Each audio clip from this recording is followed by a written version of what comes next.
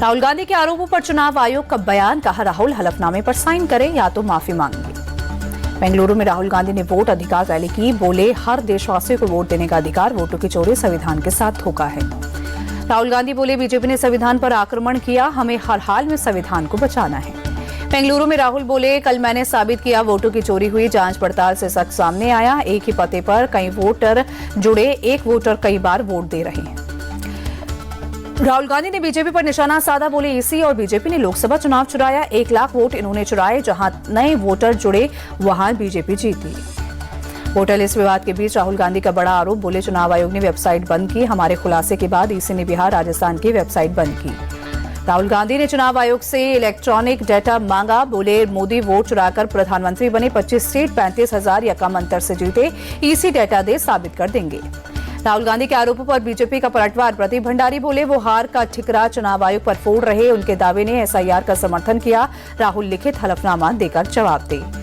BJP बोली राहुल का झूठ जनता के सामने आया, वो लोकतंत्र में अविश्वास की भावना पैदा कर रहे, उन्हें देश से माफी मांगनी चाहिए।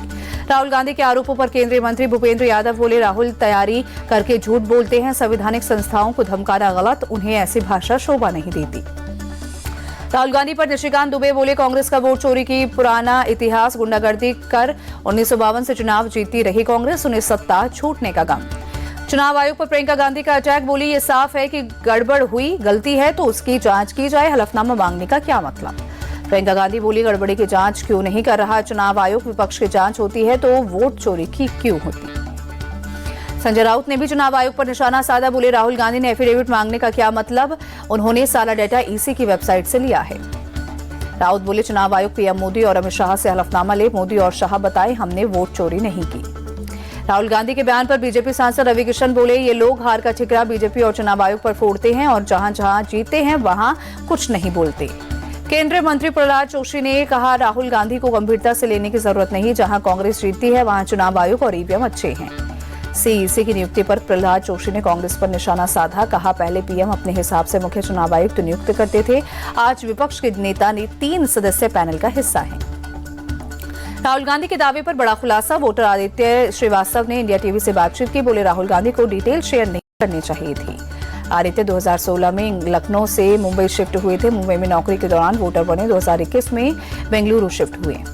राहुल ने आदित्य का नाम 4 जगह होने का दावा किया था, आदित्य के मुताबिक उन्होंने खुद ईसी की वेबसाइट पर डिटेल अपडेट की थी। संसद परिसर में विपक्ष का प्रदर्शन, एसआईआर के मुद्दे पर सरकार को घेरा, जमकर के नारेबाजी, प्रियंका गांधी भी प्रोटेस्ट में शामिल। बिहार में हुए एसआईआर पर अभी तक किसी भी राजनीतिक दल ने नहीं जताई आपत्ति, चुनाव आयोग ने कहा अभी तक किसी भी पार्टी ने एक भी दावा या आपत्ति नहीं की। बिहार में नेता प्रतिपक्ष तेजस्वी यादव चुनाव आयोग के किसी नोटिस से किया इनकार, कहा पटना रजिस्ट्रेशन से मिला है नोटिस और इसका अच्छा जवाब दूंगा। चुनाव आयोग ने तेजस्वी यादव से एपिक नंबर की डिटेल मांगी, नोटिस भेजकर 8 अगस्त तक दूसरी वोटर आईडी जमा करने का अल्टीमेटम दिया।